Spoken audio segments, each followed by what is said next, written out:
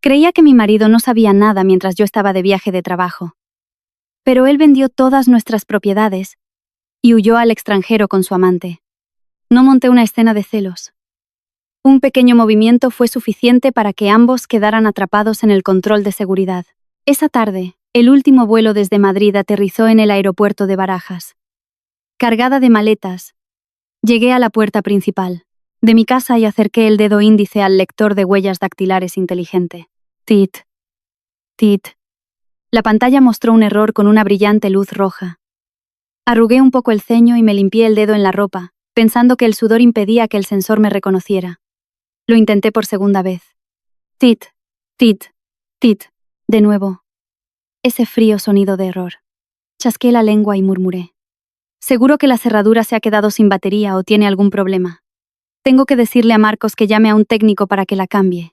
Revolví en mi bolso un rato y saqué el llavero con las llaves de repuesto. Pero, extrañamente, cuando metí la llave en la cerradura, no encajaba de ninguna manera. Habían cambiado la cerradura. Un mal presentimiento se apoderó de mí. Saqué el teléfono y marqué el número de Marcos. El tono de llamada sonó, largo e inexpresivo, antes de saltar directamente al buzón de voz. El teléfono al que llama está apagado o fuera de cobertura. Continué marcando los números de mis suegros, Gonzalo y Beatriz. Incluso llamé a Sergio y Laura, mis cuñados. Sorprendentemente, los 5 teléfonos de las 5 personas que vivían bajo el mismo techo que yo estaban apagados. La inquietud empezó a crecer. ¿Era posible que toda la familia se hubiera ido de viaje al extranjero y se hubieran quedado todos sin batería o sin cobertura a la vez? Imposible.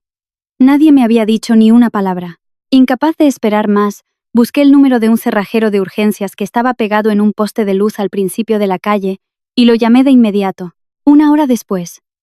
El cerrajero, sudando a mares mientras taladraba y cortaba, finalmente logró romper la cerradura de seguridad de la puerta principal. La cerradura de su casa es de alta seguridad, de última generación. La han cambiado hace poco. He tenido que reventar el bombín para poder abrir, explicó el cerrajero, secándose el sudor. Sí, claro. Aquí tiene por su trabajo. Muchas gracias. Rápidamente saqué un billete de 100 euros, se lo di y empujé la puerta para entrar. La pesada puerta de madera maciza se abrió. En lugar del cálido y familiar ambiente de hogar, una corriente de aire frío con un penetrante olor a polvo me golpeó la nariz. Le di al interruptor de la luz, pero ninguna lámpara se encendió. Deben de haber cortado la luz, pensé. Abrí de par en par las cortinas para que entrara la luz de la tarde, y la escena que apareció ante mis ojos me dejó sin fuerzas. El caro bolso de diseño que llevaba en la mano cayó con un golpe seco sobre el suelo de baldosas vacío. Mi espacioso y lujoso chalet estaba completamente desmantelado.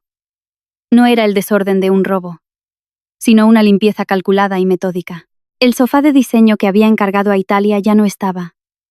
El mueble de la televisión con el moderno sistema de sonido donde Marcos solía jugar a la consola había desaparecido. Corrí a la cocina, horrorizada. La nevera estaba vacía. La mesa del comedor también había desaparecido. Subí corriendo las escaleras hacia el segundo piso y entré en el dormitorio principal. Mi corazón pareció detenerse. La cama había sido desmontada. El armario estaba vacío, sin una sola prenda de ropa. Corrí como una loca hacia la esquina donde escondía la caja fuerte. La caja fuerte, de casi 100 kilos, que contenía las escrituras de la casa, contratos de negocios y mis joyas. También se había esfumado, pero lo que más me dolió, lo que me dejó sin aliento, fue cuando corrí a la pequeña capilla. El antiguo armario de nogal tallado a mano. El único recuerdo que mis padres me habían regalado con todo su esfuerzo el día que estrené la casa, también se lo habían llevado. No me habían dejado nada, ni siquiera una nota. Me quedé en medio de la habitación vacía, mi propia respiración resonando dolorosamente en las paredes. Un sudor frío me empapó la espalda. ¿Qué demonios estaba pasando? Unos ladrones no podrían haber limpiado todo tan a fondo y haber cambiado la cerradura. Justo cuando mi mente se arremolinaba en un torbellino de preguntas, el teléfono vibró en el bolsillo de mi chaqueta. Era un número desconocido. Era Paula, la agente inmobiliaria especializada en el barrio de Salamanca. Temblorosa, deslicé el dedo por la pantalla para contestar. Diga. Valentina, ¿ya has vuelto de tu viaje? Te llamo para saber cómo estás. La voz alegre de Paula sonó al otro lado de la línea. Paula. Mi casa. Creo que han entrado a robar. No hay nadie. Y han desaparecido todos los muebles. Mi voz se quebró, atascada en mi garganta. Hubo una pausa al otro lado. Tras unos segundos de silencio, la voz de Paula se volvió confusa y vacilante. ¿Qué? ¿Qué dices, Valentina? ¿Robar? ¿Vaciar la casa? Pero Marcos dijo que estabas de acuerdo en venderla para conseguir capital para el negocio. La casa se vendió por 2 millones de euros. Ya la habéis vaciado y transferido la propiedad hace 3 meses. El mundo se derrumbó a mi alrededor. Mi cabeza zumbó con un estruendo ensordecedor. ¿Qué has dicho? ¿Vender la casa hace 3 meses? Grité, mi voz aguda y rota resonando en el silencio de la casa vacía. Sí. Marcos y tus suegros, Gonzalo y Beatriz, vaciaron la casa ellos mismos. Pensé que como estabas ocupada con el trabajo, habías autorizado a Marcos a encargarse de todo. Ya no escuché nada más de lo que Paula decía. El teléfono se me resbaló de la mano y cayó al suelo de madera con un sonido seco. 10 años de mi juventud. 10 años trabajando sin descanso, olvidándome de comer y dormir, manteniendo a la familia de mi marido como si fueran reyes. Y ahora, la recompensa por mi sacrificio extremo era una casa vacía y una estafa de 2 millones de euros. Lo habían planeado todo desde el principio. Me habían engañado. Me habían despojado de todos mis bienes y se habían evaporado sin dejar rastro. Caí de rodillas sobre el frío suelo, apretando los puños con tanta fuerza que mis uñas se clavaron en mi piel, haciéndola sangrar. La conmoción inicial fue reemplazada gradualmente por un odio hirviente que me corría por las venas. Marcos, eres muy listo. Y vosotros, su familia, también sois muy listos. No sé cuánto tiempo estuve sentada en el suelo frío. Mi mente estaba en blanco, zumbando. Las palabras de Paula resonaban en mis oídos como un cuchillo que destrozaba mi última pizca de cordura. Vendida hace 3 meses, completamente vaciada. Me tambaleé, apoyándome en la pared para levantarme. Con las piernas temblando, caminé sin rumbo por el dormitorio, que ahora no era más que 4 paredes blancas. Mi mirada se detuvo de repente en una esquina. Debajo de una fina capa de polvo, una nota amarilla estaba pegada descuidadamente en el rodapié. Corrí y la arranqué. La caligrafía desordenada pero inconfundible de Marcos apareció, cada palabra como una aguja clavándose en mi retina. Gracias por el chalet de 2 millones y por los últimos 10 años. Una mujer tan independiente, brillante y de acero como tú, seguramente no necesita a un marido florero como yo para protegerla. Nos vamos a buscar una nueva vida donde yo pueda ser un hombre de verdad. No te molestes en buscarnos. La casa está vendida y el dinero ha volado. Que te vaya bien con tu trabajo. Miré fijamente la nota, sin derramar una sola lágrima, pero mi pecho estaba tan oprimido que apenas podía respirar. 10 años. 10 años trabajando sin descanso, pasando de ser una simple comercial a directora de la cadena de suministro, ahorrando en comida y ropa para comprar una casa, un coche y cuidar de su familia, dándoles cada comida, cada vitamina. Y ahora él llamaba a ese sacrificio ser una mujer de acero que no necesita protección, y me robaba descaradamente todo. Me mordí el labio hasta hacerlo sangrar, forzándome a mantener la calma. Con manos temblorosas, saqué mi teléfono y abrí la aplicación de gestión de las cámaras de seguridad. El muy desgraciado de Marcos había desconectado el sistema principal de cámaras de la casa hacía tiempo, pero él, un hombre perezoso y superficial, no tenía ni idea de que yo había instalado 2 microcámaras ocultas, una en un rincón de la lámpara de araña del salón y otra en el falso techo del dormitorio, que funcionaban con batería de respaldo y almacenamiento independiente en la nube. Mis dedos se deslizaron rápidamente por la pantalla, retrocediendo en el tiempo 3 meses atrás. La pantalla mostró una escena que me heló la sangre. Un vídeo del 15 de abril, cuando yo estaba chapoteando en el barro en Galicia para inspeccionar una cosecha. En casa, Marcos estaba de pie, dando órdenes a un grupo de operarios que desmontaban los muebles. A su lado, nada menos que Gonzalo y Beatriz, mis suegros. Beatriz, la suegra a la que cada mes le daba 1.000 euros para sus gastos, le compraba bolsos de marca y le pagaba viajes a balnearios de lujo. Señalaba alegremente el sofá de diseño. Cuidado con esa esquina, muchachos. Si se raya, pierde valor. Daos prisa, que mi hijo y yo tenemos que seguir recogiendo. Sergio y Laura, mis cuñados, a quienes les pagué desde la matrícula de la universidad hasta ayudarles a encontrar trabajo, estaban empaquetando afanosamente mi ropa y joyas en maletas. Y entonces, apareció una mujer desconocida. Llevaba un vestido rojo ceñido y entró contoneándose por la puerta principal. Marcos tiró el cigarrillo que tenía en la mano. Corrió hacia ella, la agarró por la cintura y le dio un sonoro beso, justo delante de toda su familia. Beatriz no solo no le regañó, sino que sonrió de oreja a oreja y le tendió una de mis cajas de joyas. Esto. Valentina apenas se lo pone. Aitana, mira a ver si te gusta y quédatelo. Esa chica de pueblo no sabe nada de marcas de lujo. Así que eso era. Toda la familia a la que había acogido y querido con todo mi corazón, se había aliado con una amante para estafarme y despojarme de todo lo que tenía. Un plan demasiado perfecto. Demasiado cruel. A la mañana siguiente, me senté frente al abogado Alejandro, el asesor legal de mi empresa, en su despacho. Cálmate, Valentina.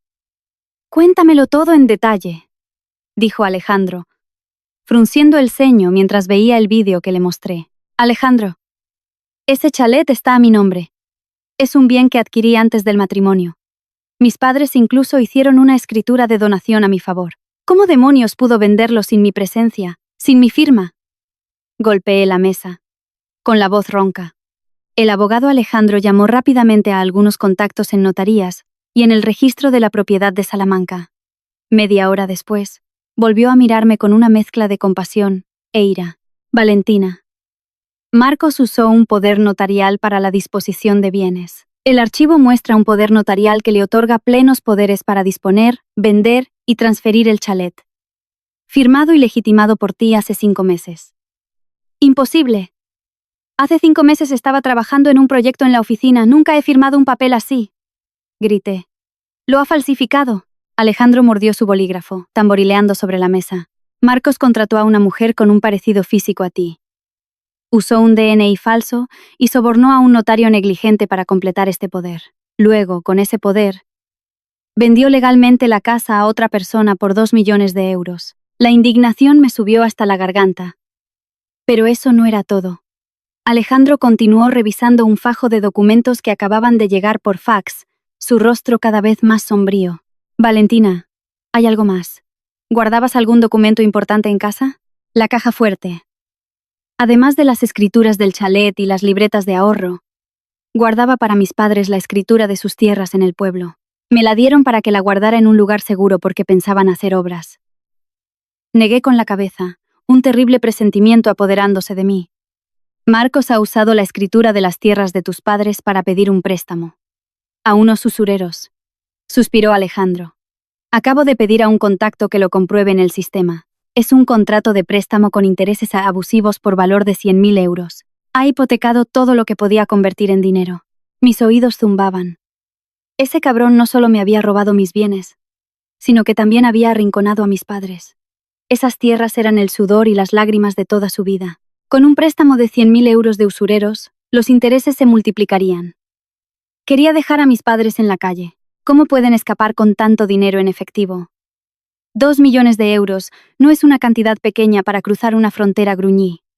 Con los ojos rojos pero secos, Alejandro tecleó en su ordenador.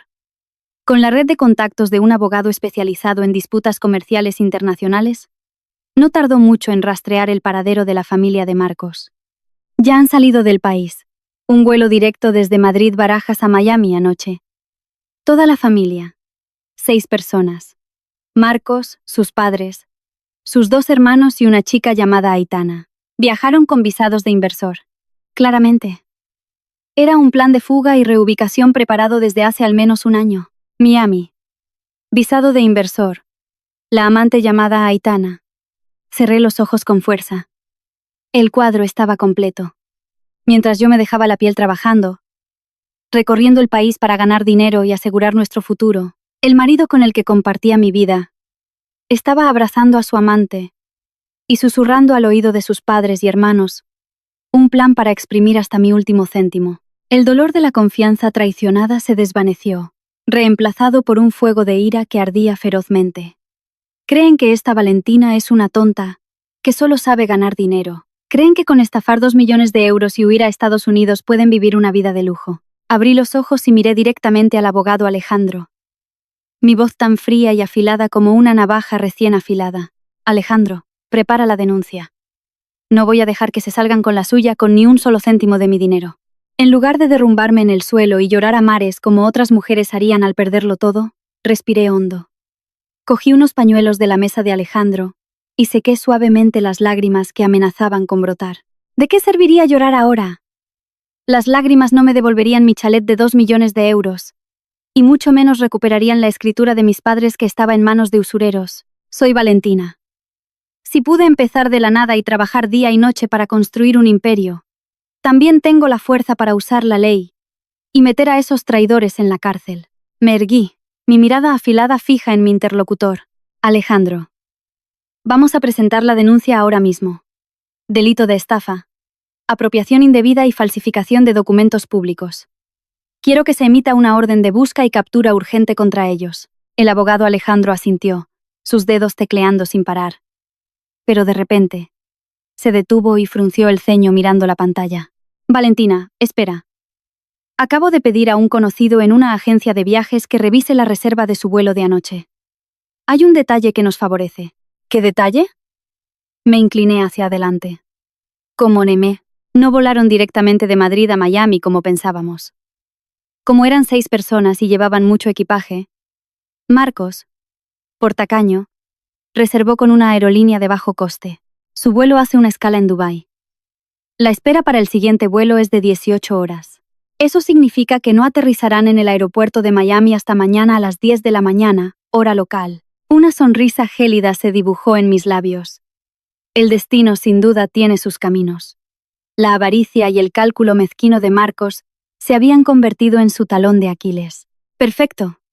Entonces todavía tenemos tiempo. Me levanté con determinación.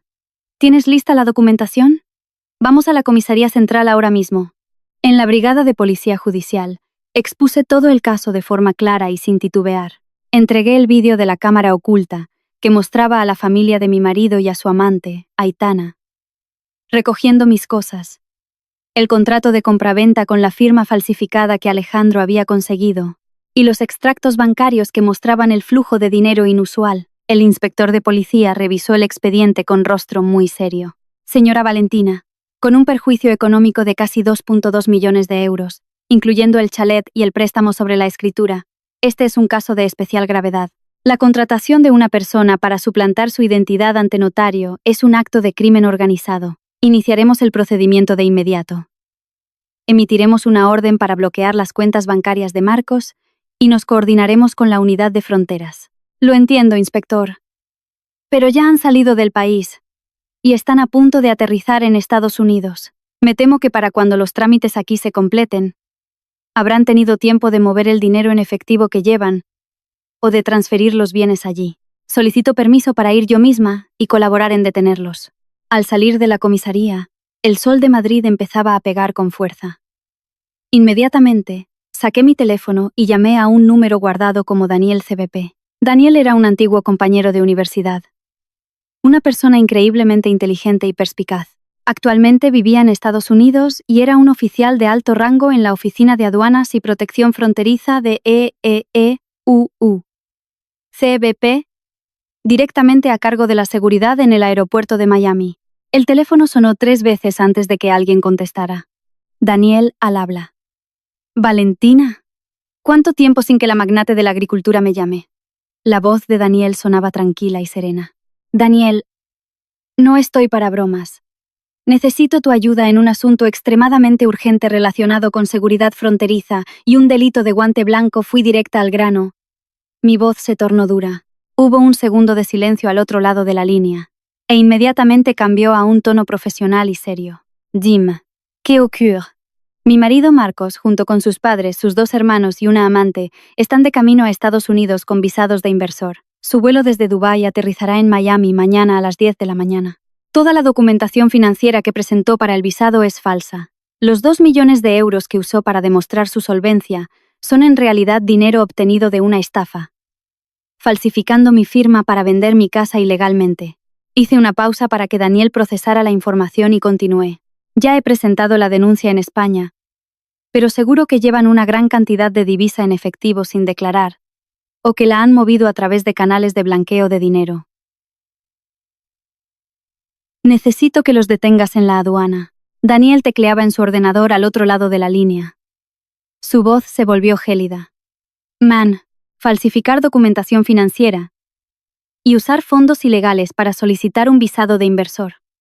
Es un delito extremadamente grave según la ley de Estados Unidos. Si se descubre, no solo se les revocará el visado de inmediato, sino que se enfrentan a la deportación permanente e incluso al bloqueo y confiscación de todos sus bienes. Envíame ahora mismo una copia escaneada de la denuncia y las pruebas de la cámara a mi correo de trabajo. Pondré a estos 6 nombres en la lista de vigilancia especial del sistema. Te lo envío ahora mismo. Tranquila, Valentina. Mañana por la mañana dirigiré personalmente al equipo de inspección de seguridad y a los perros policía para darles la bienvenida en la zona de control de pasaportes. Los listillos que vienen de otros países suelen intentar esconder dinero en efectivo en el equipaje facturado. No pasarán desapercibidos por los escáneres fronterizos. Solté un suspiro de alivio. Un sentimiento de satisfacción empezaba a crecer en mi pecho. Genial, gracias, Daniel. Pero no quiero quedarme en casa esperando noticias por teléfono. Quiero ver con mis propios ojos cómo los castigan. Me giré para mirar a Alejandro, que estaba de pie a mi lado. Alejandro, resérvame un billete en clase business, en el primer vuelo directo de esta noche a Miami. Cueste lo que cueste. Alejandro abrió los ojos como platos, sorprendido. Estás loca, Valentina. ¿Volar hasta allí ahora? ¿Qué piensas hacer? No tienes autoridad para detener a nadie. Deja que la aduana de EU y la policía española hagan su trabajo. No estoy loca. Alejandro sonreí. Una sonrisa tan fría que incluso a Alejandro le dio un escalofrío. Durante 10 años me he dejado la piel trabajando para mantener a esa gente como si fueran reyes y reinas, y al final, me trataron como un limón que se exprime y se tira.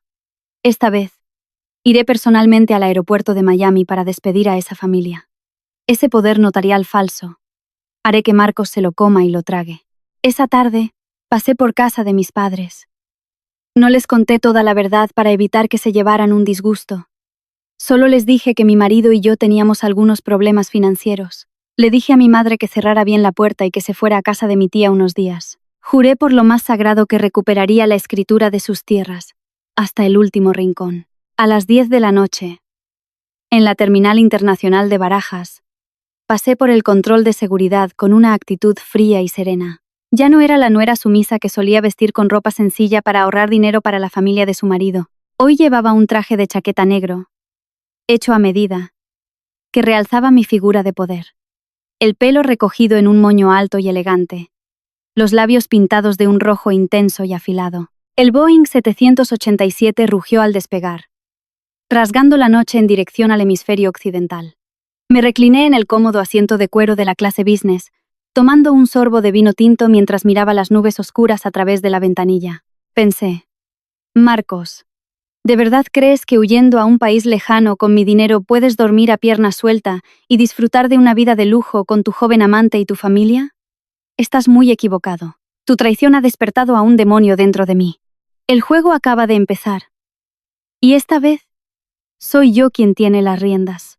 A las 9:30 de la mañana, hora local, estaba de pie, con los brazos cruzados, en la sala de vigilancia de seguridad interna del Aeropuerto Internacional de Miami. La enorme sala estaba repleta de docenas de monitores, grandes y pequeños, que transmitían imágenes nítidas en directo de cada rincón de la terminal de pasajeros. Daniel, impecable en su uniforme de oficial de aduanas de EU, me acercó una taza de café solo, caliente. El vuelo de Dubái acaba de aterrizar hace 10 minutos. Los pasajeros están pasando por el control de inmigración en el pasillo B. He colocado una cámara con primer plano y he activado el sistema de audio direccional en esa área, dijo Daniel, señalando el monitor más grande en el centro de la sala. Tomé un sorbo del amargo café, mis ojos fijos en la pantalla sin parpadear. Y entonces, aparecieron. Marcos iba primero, empujando un carrito con 3 maletas de gran tamaño. Llevaba un traje elegante y el pelo engominado, con aire de inversor de éxito. Agarrada a su brazo iba Aitana, la amante, contoneándose con un vestido ajustado de color beige y tacones altos. Justo detrás iban Beatriz y Gonzalo. Beatriz llevaba un abrigo de piel voluminoso y abrazaba con fuerza una bolsa de lona a rayas, de esas baratas que se usan para llevar mantas. Al final, Sergio y Laura, mis cuñados, reían y grababan vídeos para sus redes sociales. La voz de Beatriz resonó, estridente, a través de los altavoces. ¡Ay! ¡Qué dolor de espalda! Marcos, ve más despacio. Espera a tu madre. ¿Qué aeropuerto más grande?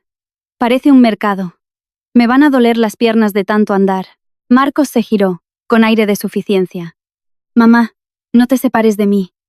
A partir de hoy somos ciudadanos de primera clase. A vivir bien, en un chalet en Miami, sin tener que verle la cara a esa amargada de tu nuera. En cuanto salgamos del aeropuerto, alquilaré un coche de lujo, y nos iremos a comer langosta. Aitana se restregó contra el brazo de Marcos de forma melosa. Me prometiste que me comprarías ese bolso de Chanel en la tienda libre de impuestos. ¿Eh? Me ha costado mucho seguirte hasta aquí. Tranquila. Te consentiré en todo. Dinero es lo que me sobra, rió Marcos a carcajadas, dándole una palmada en la cintura a su amante. Yo, en la sala de vigilancia, me reí en voz alta, una risa fría que resonó en las paredes insonorizadas. ¿Dinero es lo que me sobra? Sí, claro. El dinero de mi sudor y mis lágrimas, el dinero de hipotecar las tierras de mis padres, por supuesto que no le faltaba. Daniel me dio una palmadita en el hombro como diciendo, ahora empieza lo bueno, Valentina. En la pantalla Marcos acababa de girar para dirigirse con el carrito de equipaje hacia la salida verde, la de nada que declarar. De repente, dos altos funcionarios de aduanas con uniformes oscuros y un perro policía se interpusieron en su camino. Excúseme, sir, please step this way. Disculpe, señor, por favor. Venga por aquí. El funcionario señaló directamente hacia la zona de inspección especial, el pasillo rojo. Marcos se detuvo en seco. La sonrisa se borró de su rostro. Intentó mantener la calma y balbuceó en su inglés chapurreado. No, I am investor. VIP visa. No check. We go to hotel. No. Soy inversor. Visado VIP. Sin control. Vamos al hotel. El funcionario, sin inmutarse, repitió la orden con voz firme.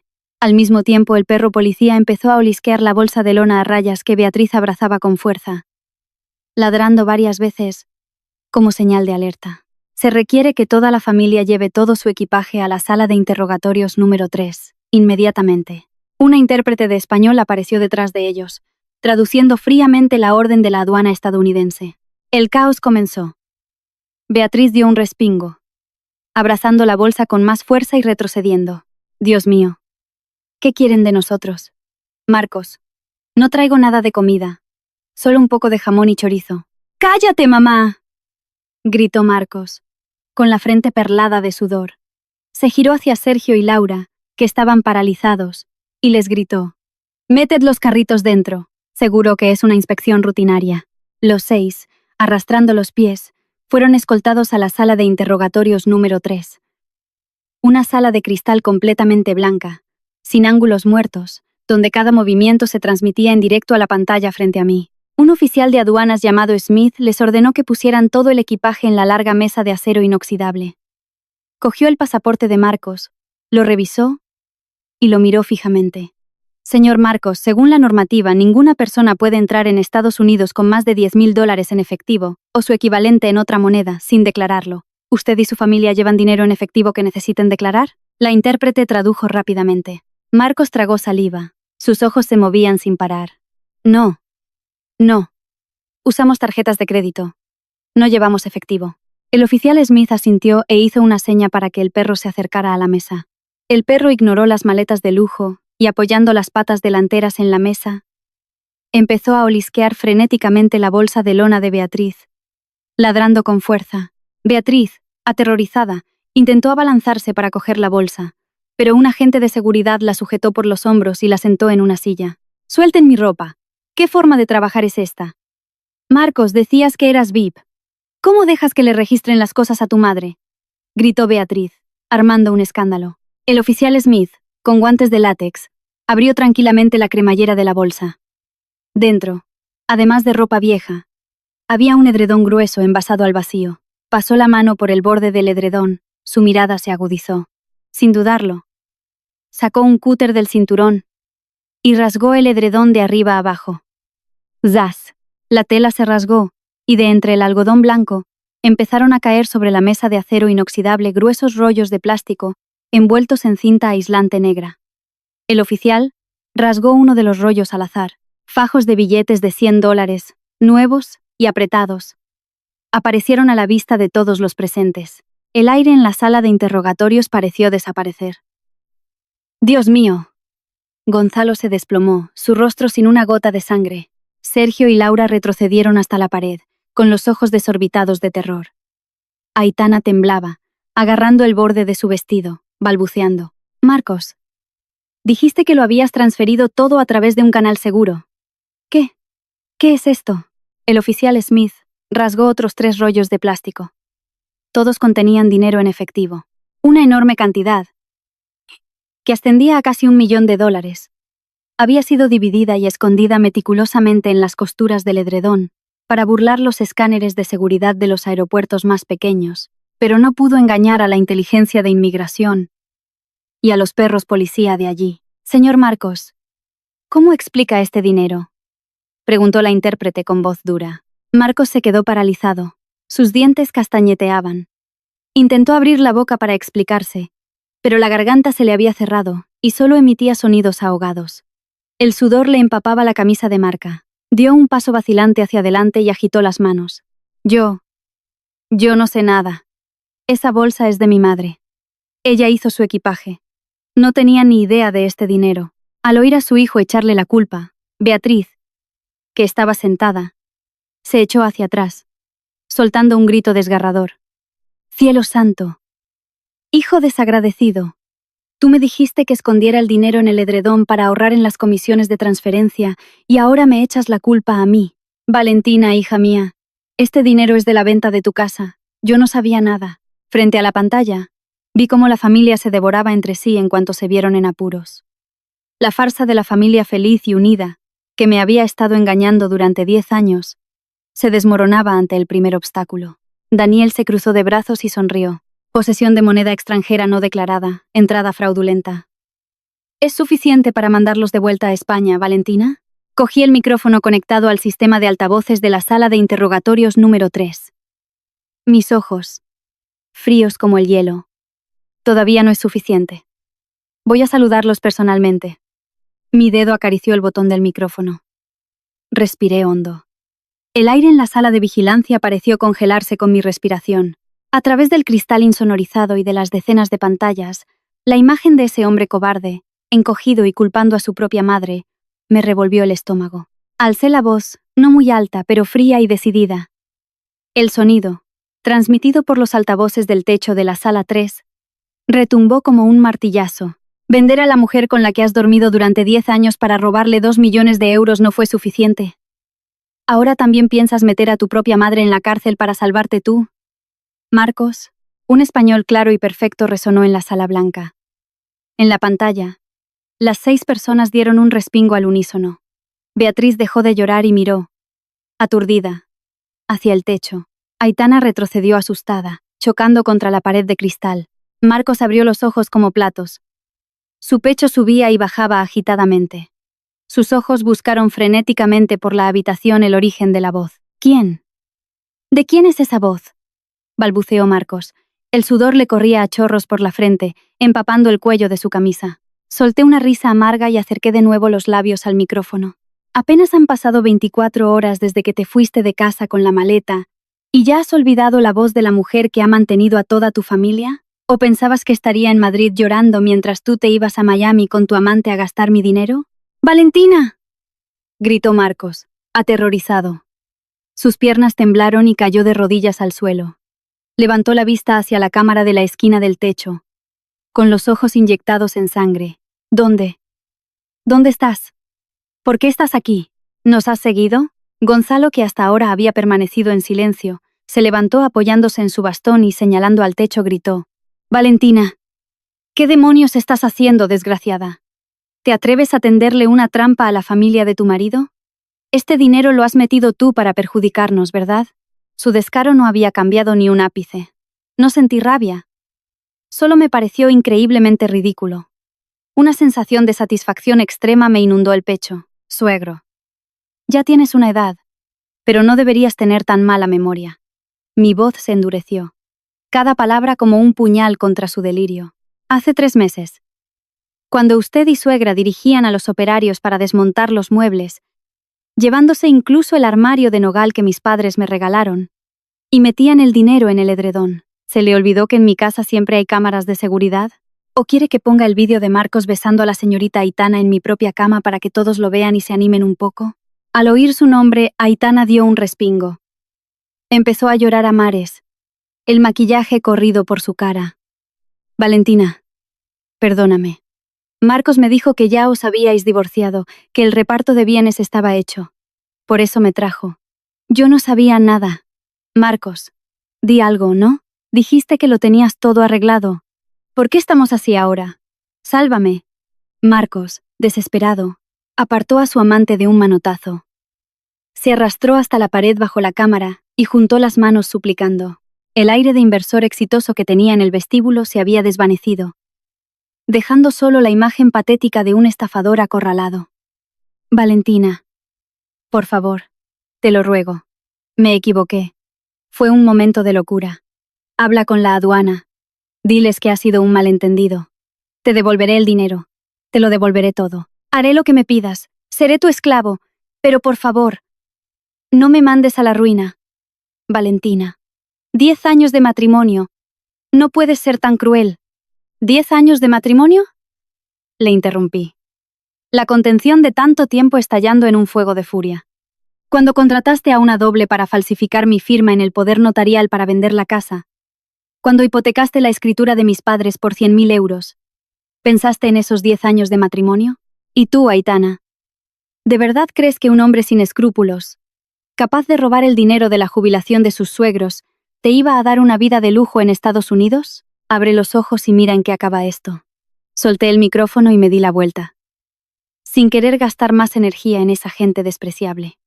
En la sala de interrogatorios, Daniel hizo una seña al intérprete. Este se dirigió a la familia de Marcos y les comunicó con voz firme la decisión final del oficial de aduanas. «Señor Marcos y acompañantes, escuchen con atención. Basándonos en las pruebas proporcionadas por la policía española y en las evidencias flagrantes aquí presentes, la Oficina de Aduanas y Protección Fronteriza de Estados Unidos les acusa formalmente de los delitos de uso de documentación financiera falsa para obtener un visado, transporte ilegal de grandes cantidades de dinero en efectivo no declarado y vinculación con una red transnacional de blanqueo de capitales». La voz del intérprete sonó monótona y fría. Cada palabra como un martillazo sobre la última esperanza de esas 6 personas. «Y eso no es todo», continuó el intérprete, hojeando unos papeles recién impresos.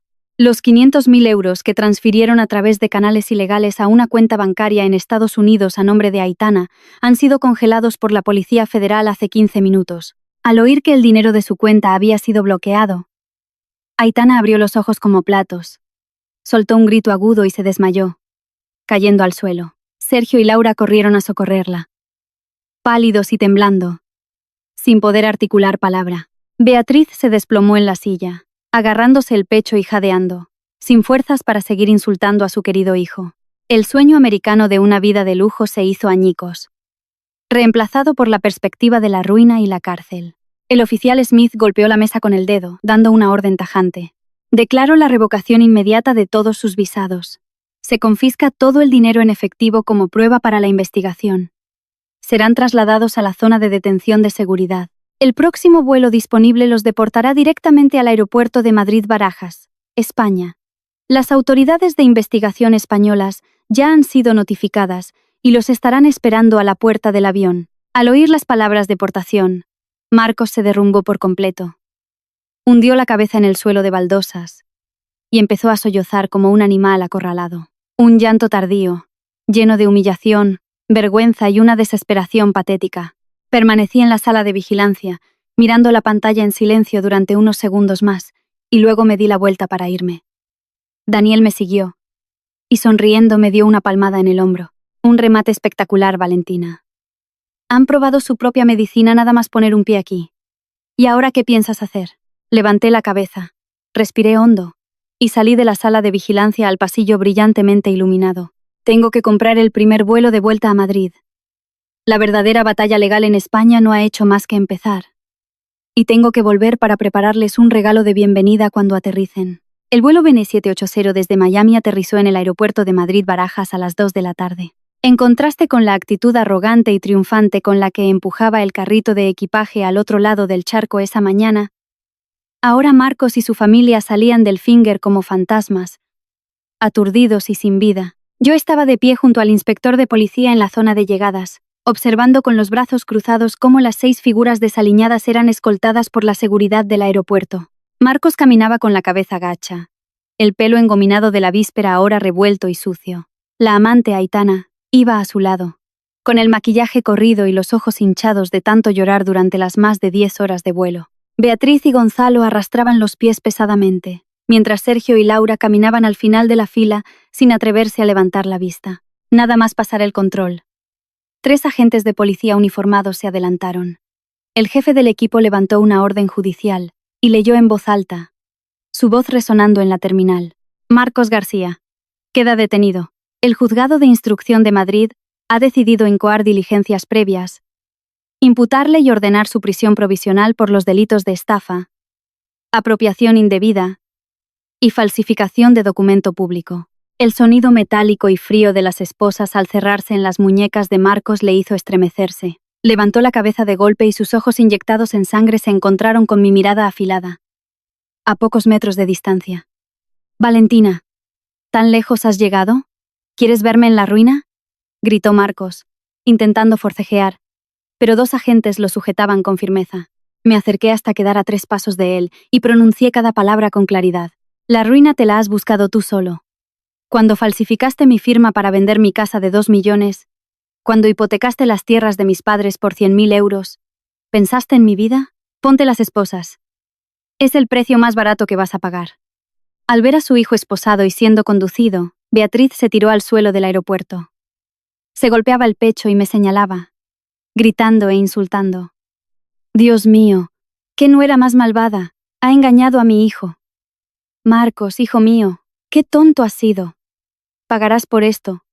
Mujer malvada, te caerá una maldición.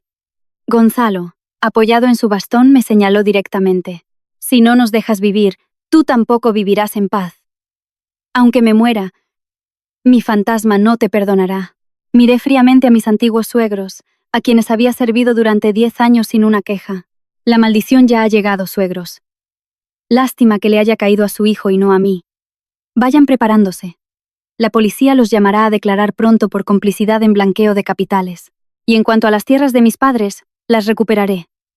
Hasta el último céntimo. El inspector hizo una seña a los agentes para que se llevaran rápidamente a Marcos y a los demás. Aitana, sollozando, se aferró al brazo de Sergio. Sergio, haz algo. No quiero ir a la cárcel, yo no sabía nada. Sergio la apartó de un manotazo, me lanzó una mirada de odio y retrocedió.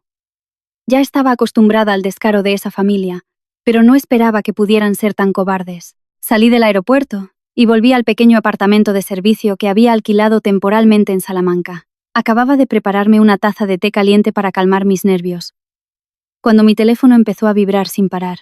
Docenas de notificaciones de Facebook aparecieron en la pantalla.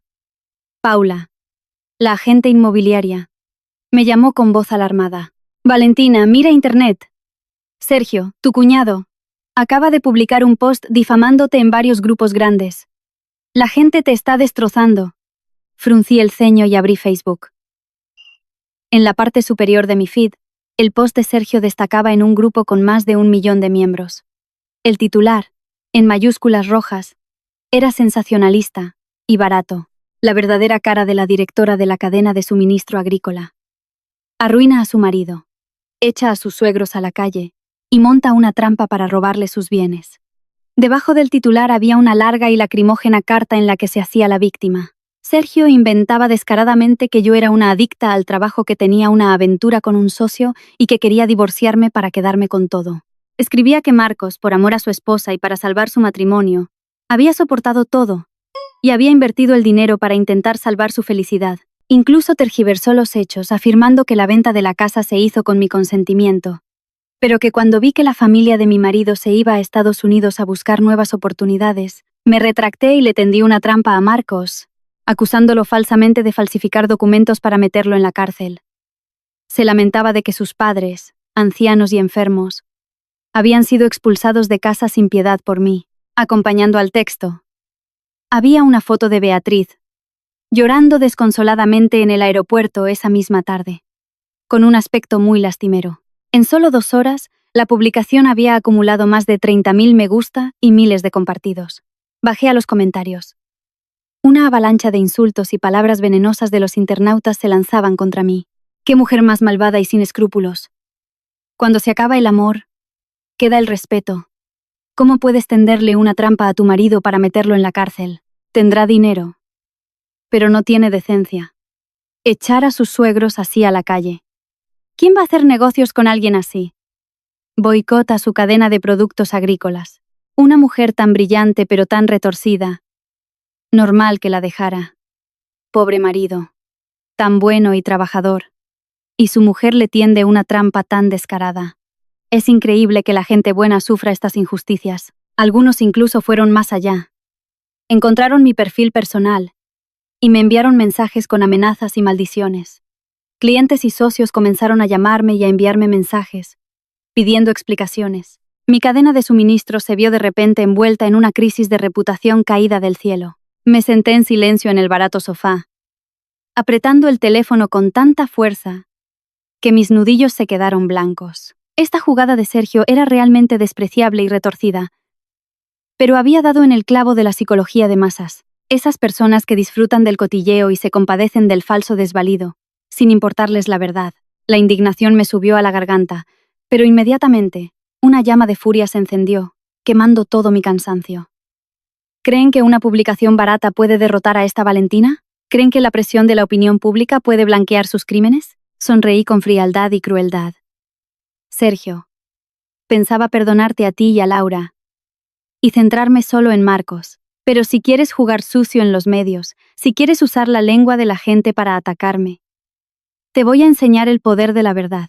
Voy a desnudar la verdadera cara de toda tu familia ante el mundo entero. Lancé el teléfono a un lado y cogí mi portátil.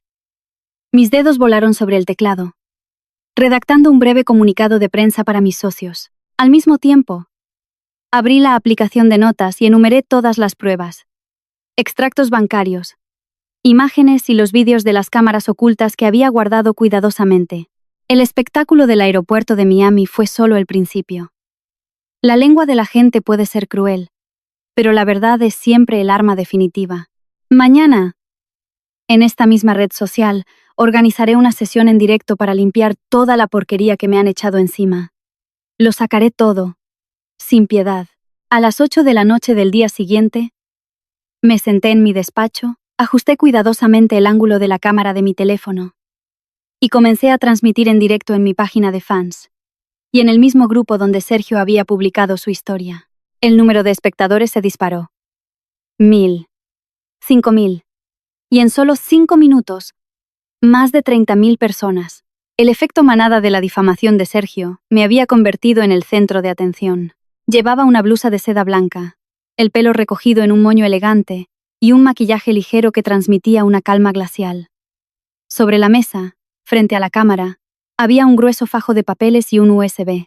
Hola a todos, dije, con voz firme y sin temblor. Soy Valentina, la directora de la cadena de suministro agrícola, y también la mujer malvada y sin escrúpulos que ha sido maldecida en las redes sociales durante las últimas 24 horas, según mi cuñado, Sergio. Miré directamente a la cámara, sin pestañear. Sergio, sé que tú y tus padres estáis viendo esto. Pensaba dejaros un poco de dignidad, en consideración a los 10 años que nos hemos llamado familia. Pero si te gusta usar la opinión pública para tergiversar la verdad y manchar mi nombre, hoy te voy a dar el gusto. Hablemos con pruebas, ¿de acuerdo? Sin dramas ni sentimentalismos. Cogí el fajo de papeles y lo golpeé con fuerza sobre la mesa. El sonido seco resonó a través del micrófono. Estos son los extractos de mi cuenta bancaria durante los 10 años que fui vuestra nuera. 10 años. Sin faltar un solo mes. Saqué la primera hoja y la mostré a la cámara, rodeando las cifras con un rotulador. Sergio. Dices que eché a tus padres a la calle.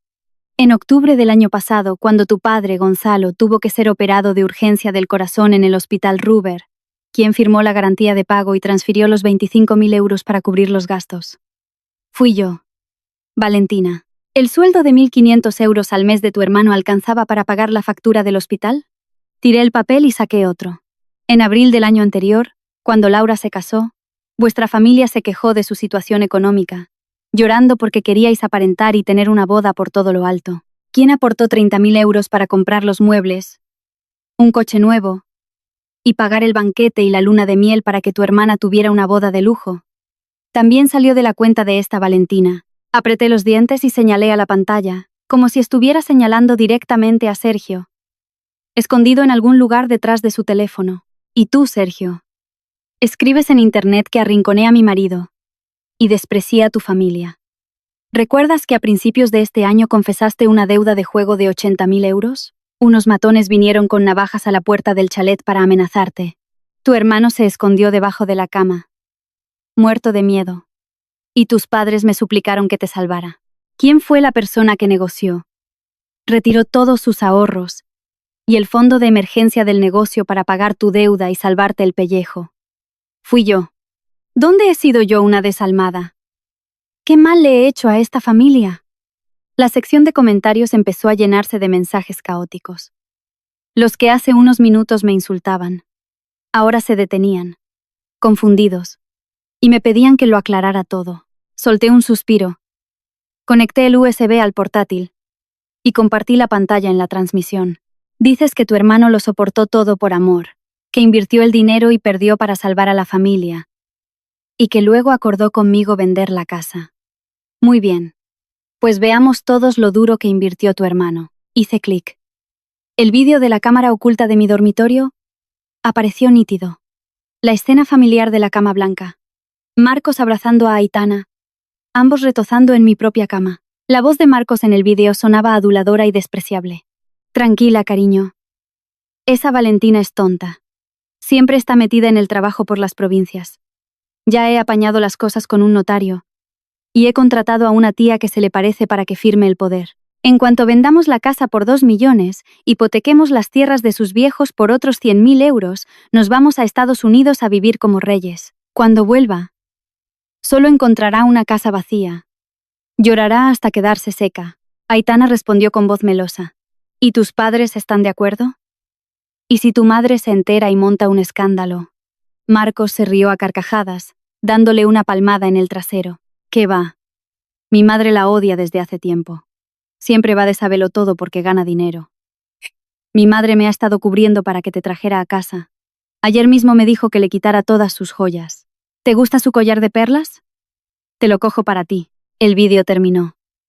Volví a mirar a la cámara. El silencio era espantoso. Solo se oía mi respiración contenida, luchando contra las náuseas que me revolvían el estómago. ¿Lo han oído claro? ¿Inversiones fallidas? ¿Presión familiar? No. Fue una conspiración para estafarme y robarme mis bienes, organizada y encubierta por toda una familia, a la que mantuve con mi sudor y mis lágrimas durante 10 años. Falsificaron documentos para vender mi casa. Hipotecaron las tierras de mis padres a usureros, llevando a mi familia a la ruina, y luego huyeron con el dinero a Estados Unidos con esta amante. Golpeé la mesa con el dedo, mi voz firme y decidida, como martillando cada sílaba. Ayer por la tarde, Marcos y toda su familia fueron detenidos por la aduana de EEUU. Se les revocaron los visados, se les confiscó todo el dinero ilegal, y fueron deportados a Madrid. Ahora mismo Marcos está imputado y en prisión provisional. Esa es la cruda verdad. La sección de comentarios explotó como un volcán. Decenas de miles de mensajes pasaban tan rápido que era imposible leerlos. La opinión pública dio un giro de 180 grados. Dios mío, demonios con piel de cordero. Qué marido más parásito y rastrero, viviendo de su mujer y encima le tiende una trampa para robarle. Y el cuñado. ¡Qué descarado!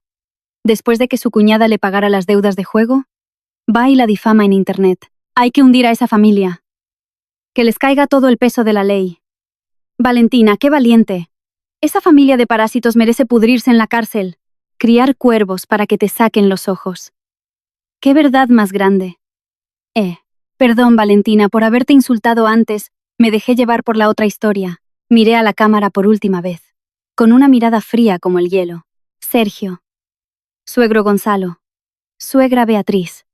La lección de hoy es: nunca acorralen a una mujer que ha construido su propio imperio desde cero.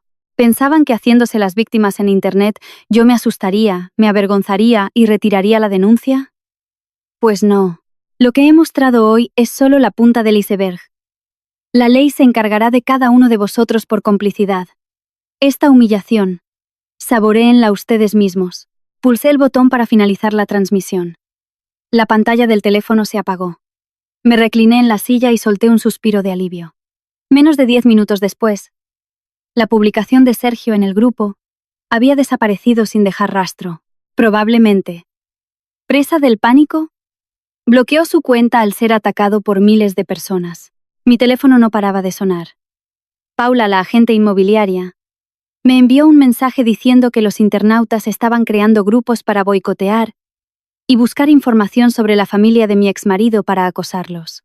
La humillación había caído oficialmente sobre ellos. La opinión pública, el arma que intentaron usar contra mí, se había vuelto en su contra, destrozando sus falsas apariencias. La guerra mediática la había ganado por goleada. Una semana después del livestream que conmocionó las redes, la opinión pública estaba completamente de mi lado. La familia de Marcos probó el sabor del ostracismo más terrible. Sergio fue despedido. Laura tuvo que cerrar todas sus redes sociales. Gonzalo y Beatriz vivían encerrados, sin atreverse a salir ni a comprar el pan por miedo a las miradas y los insultos de los vecinos. Esta mañana, recibí una llamada del inspector que llevaba el caso. Valentina, Marcos.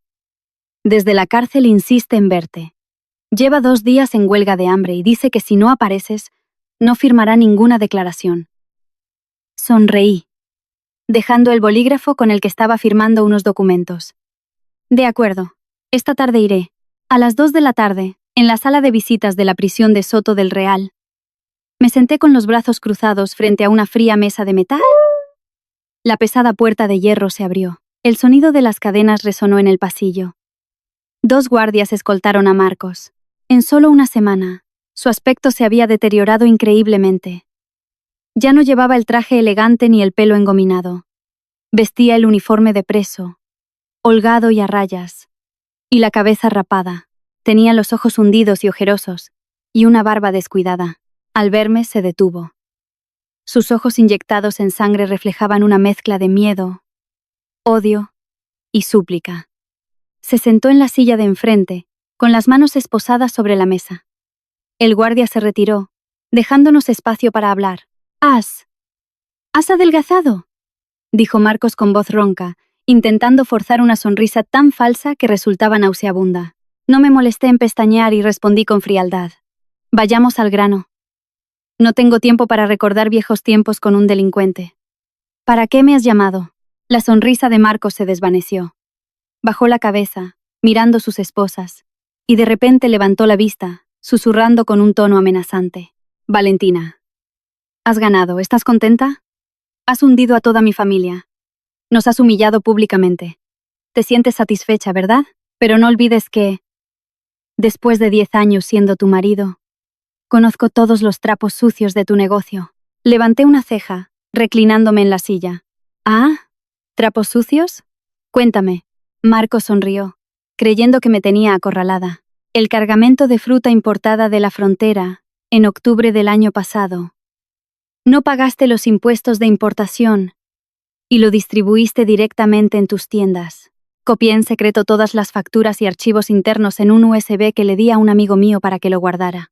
Si no retiras la denuncia inmediatamente, pides una rebaja de mi pena y le devuelves a mi familia 300.000 euros para empezar de nuevo.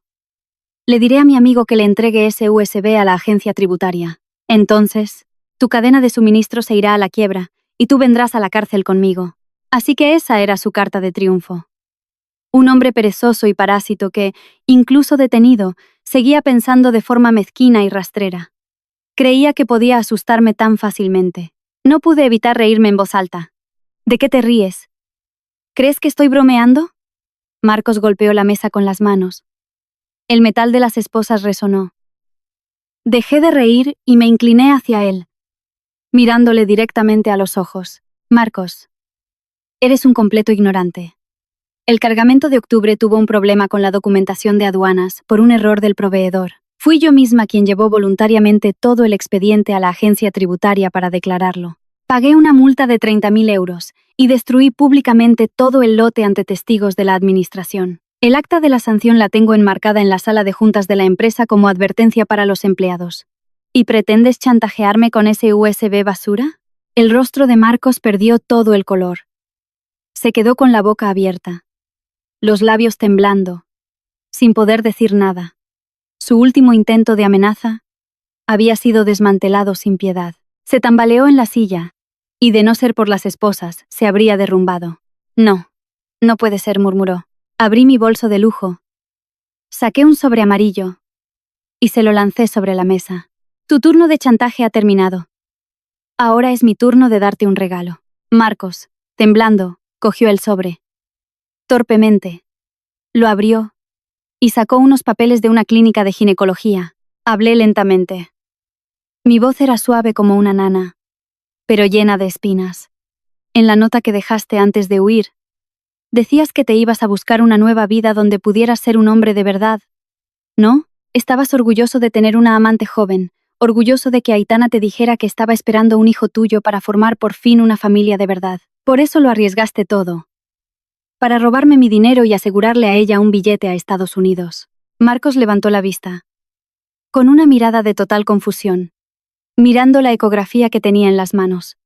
¿Cómo? ¿Cómo sabes que estaba embarazada? Sí, está esperando un hijo mío. Tú nunca quisiste ser madre.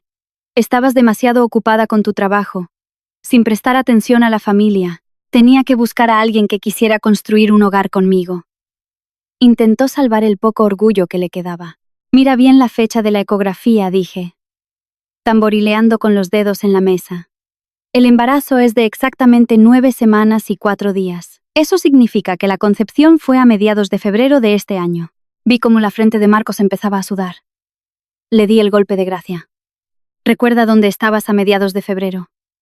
Tuviste una apendicitis aguda y te operaron por laparoscopia en el Hospital La Paz. Después, estuviste en casa tomando antibióticos fuertes y con abstinencia sexual durante 1 mes y medio. ¿Cómo demonios pudiste dejarla embarazada en ese periodo? Los ojos de Marcos se abrieron de par en par, casi saliéndose de sus órbitas. Hojeó los papeles hasta llegar al último, un informe de una prueba de ADN prenatal no invasiva. La semana pasada, cuando Aitana se desmayó porque le congelaron la cuenta, fue a una revisión. Pagué una buena suma de dinero para que alguien consiguiera una muestra de pelo de un matón que trabaja como cobrador de deudas en Vallecas, que resulta ser su exnovio y con quien ha estado viviendo todo este tiempo, y la comparara con una muestra de la placenta. Me levanté y me incliné sobre él, pronunciando cada palabra con una claridad afilada. El resultado es una coincidencia del 99,9%. Marcos, has abandonado a tu esposa de 10 años. Has metido a tus padres en problemas. Le has regalado 2 millones de euros a una cualquiera. Y todo para acabar siendo el cornudo más grande de la historia. Los cuernos que llevas son tan altos que atraviesan el techo. Un hombre de verdad, decías. ¡Imposible, imposible! Mentirosa, explotó Marcos, lanzando los papeles al aire. Las hojas blancas volaron y cayeron sobre el suelo frío. Gritó como un loco, golpeándose la cabeza con las manos esposadas. «Me estás mintiendo, me estás engañando. Aitana no pudo hacerme esto, es mi dinero, es mi hijo». Cayó de rodillas, llorando y mocando, golpeándose la cabeza contra la pata de la mesa. El guardia corrió a levantarlo. «Preso García. Mantenga la calma. Controle su comportamiento». Me sacudí la chaqueta. Cogí mi bolso y miré al que una vez fue mi marido, retorciéndose como un gusano aplastado.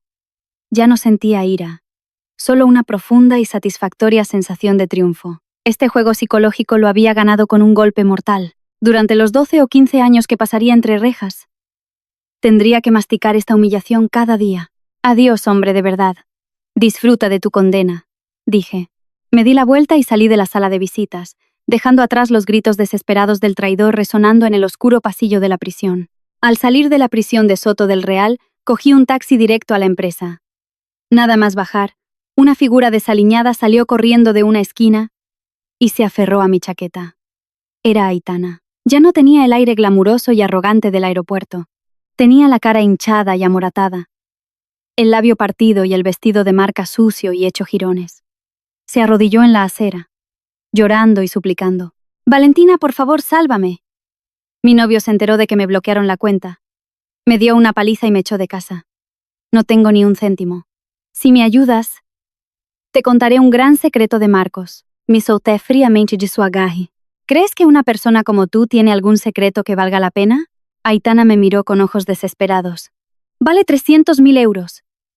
Marcos no solo te engañó para mantener a su familia y a mí. En secreto, sacó 300.000 euros del dinero de la venta de la casa y compró un apartamento en Marbella para una segunda amante. Una chica, llamada Raquel. Dijo que en cuanto se estableciera en Estados Unidos la llevaría para allá. Valentina, él me engañó a mí. Y te engañó a ti. Te juro que lo que digo es verdad. Una sonrisa gélida se dibujó en mis labios. 300.000 euros. Un apartamento en Marbella. Marcos era un hombre tan avaricioso como estúpido, robándole a su mujer para mantener no a una, sino a 2 amantes. Alejandro llamé inmediatamente a mi abogado. Prepara la documentación. Volamos a Marbella esta misma tarde. A las 6 de la tarde Alejandro y yo estábamos frente a la puerta de un lujoso apartamento de 3 plantas en una de las calles más cotizadas del centro de Marbella. Nos abrió una chica muy joven, de unos 22 años, que llevaba un camisón de seda fino. Nos miró con aire de superioridad. ¿A quién buscan? ¿Saben que es de muy mala educación llamar al timbre a estas horas? Entré directamente, apartándola a un lado. Tú eres Raquel, ¿verdad? Soy Valentina, la esposa legal de Marcos. Al oír el nombre de Marcos, la cara de Raquel cambió, pero rápidamente recuperó su actitud desafiante. Ah, la esposa vieja. Marcos ya está tramitando el divorcio. Este apartamento me lo compró él. Está a mi nombre legalmente. Si has venido a montar una escena de celos, te has equivocado de sitio. Ten cuidado. O llamo a la policía por allanamiento de morada. No me molesté en discutir con una niña malcriada. Me senté en el sofá e hice una seña a Alejandro. Él sacó un fajo de papeles y los golpeó sobre la mesa de cristal. Señorita Raquel, este apartamento está valorado en 300.000 euros. El dinero que Marcos usó para comprarlo y transferírselo a usted proviene directamente de la estafa de 2 millones de euros por la falsificación de documentos para vender la casa de mi clienta. Actualmente Marcos está imputado y en prisión. El delito de receptación de bienes obtenidos de forma ilícita se castiga con penas de hasta 6 años de prisión. Alejandro continuó con voz monótona pero firme. Ya he solicitado al juzgado el embargo preventivo de esta propiedad. Mañana por la mañana se le notificará la orden. Tiene 2 opciones. 1. Firma voluntariamente la cesión de la propiedad a mi clienta para reparar el daño. En ese caso, se podría considerar eximirla de responsabilidad penal. 2. Se niega a colaborar. Y mañana mismo, la policía vendrá a detenerla. Miré fijamente la cara pálida de Raquel y le dije con voz dura. Marcos está en la cárcel. ¿Crees que va a poder salvarte? Firma o te vas a la cárcel. Elige rápido. No tengo mucho tiempo. Toda su arrogancia se desvaneció. Raquel, temblando, cayó de rodillas y cogió el bolígrafo que le ofrecía Alejandro, firmando dócilmente la cesión de la propiedad. Entre lágrimas, prometió que se iría esa misma noche. Resuelto el asunto con Raquel, volé de vuelta a Madrid a la mañana siguiente para limpiar la última basura. Fui con 2 hombres de una empresa de recobros a un barrio pobre de la periferia. Allí, en un callejón, era donde la familia de Gonzalo y Beatriz se había refugiado. Empujé la puerta de madera podrida. La habitación, de apenas 15 metros cuadrados y con techo de uralita, era un horno. Gonzalo gemía en un colchón raído. Beatriz estaba sentada en el suelo, abanicándose. Sergio y Laura sorbían un caldo aguado. Al verme entrar con 2 hombres corpulentos, se encogieron de miedo. ¿Qué? ¿Qué haces aquí? ¿No has tenido bastante con arruinarnos? Balbuceó Sergio. Lancé un pagaré sobre la mesa de plástico. Sergio, a principios de año pagué 80.000 euros para salvarte de los matones. Firmaste este pagaré con un plazo de 6 meses. Hoy ha vencido. Estos 2 señores son de la empresa de recobros.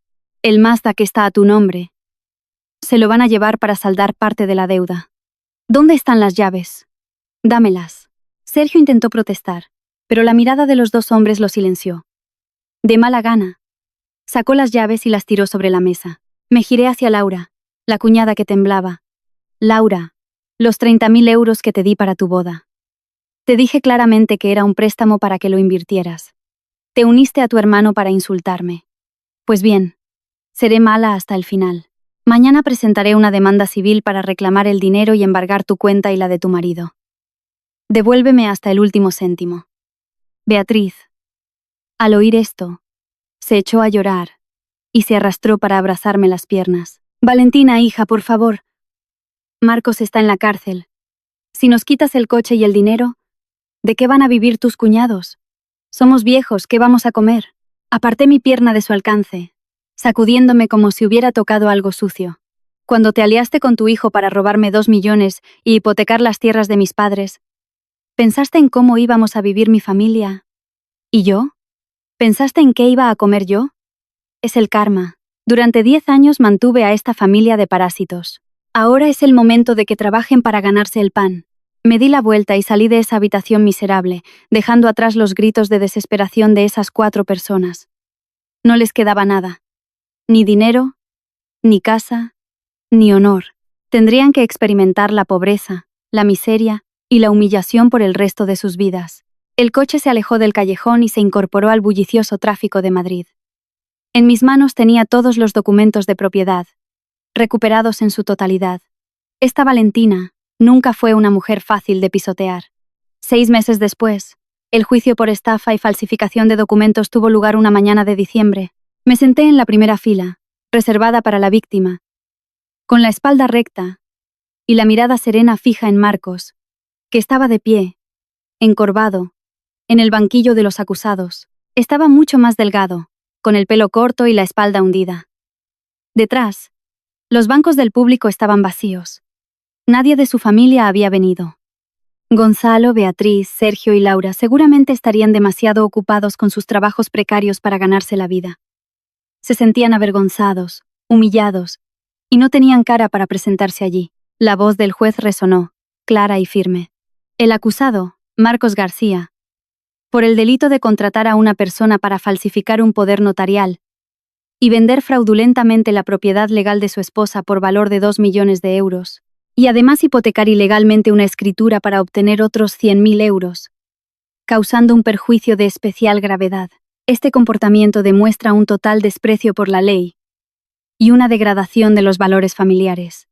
Con base en el Código Penal, el tribunal condena al acusado Marcos García a 12 años de prisión y le obliga a indemnizar por la totalidad de los daños. El mazo del juez golpeó, sentenciando el final de cualquier esperanza para ese hombre cobarde y avaricioso. Marcos cayó de rodillas, cubriéndose la cara y sollozando. Cuando los guardias lo levantaron para llevárselo, se giró para mirarme.